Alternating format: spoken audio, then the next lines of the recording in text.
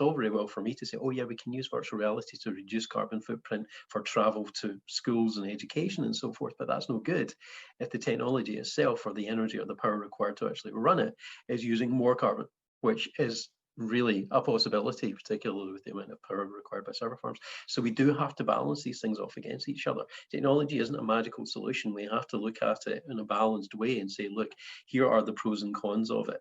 And here are the pros and cons of the existing way of doing things. Is it actually, in the grander scheme of things, going to be a net benefit to adopt this new technology or not?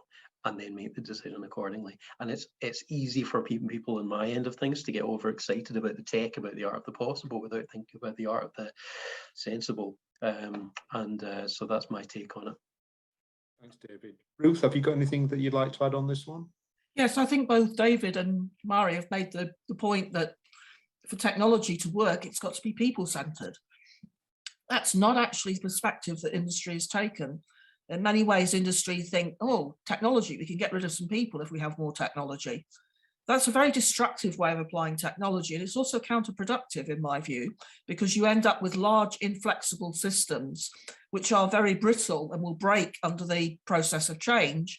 And with climate change, like a train thundering down the tracks towards us, you can bet things are going to change in the next 20 years, and at a much greater rate. It ain't going to be business as usual. It's a much greater rate than they have in the last 20. If you're not flexible, if you're not able to respond to change, you're going to disappear under its wheels, in my view.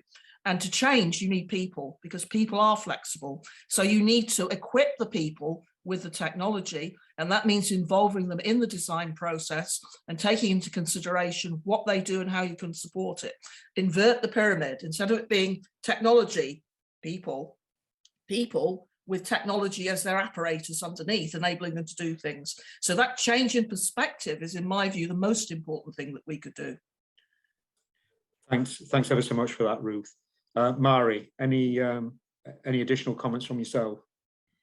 Only to second what both David and Ruth have already said. I'm a big fan of the idea of the art of sensible. I think that's great. We should definitely make that a big trend.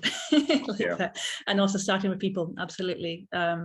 Yeah, I think in terms of environmental threats, there's a real risk of kind of environmental costs of these technologies being invisible or being not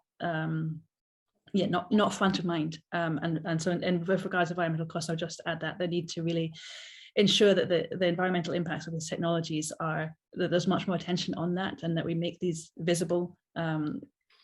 Because very often they're not.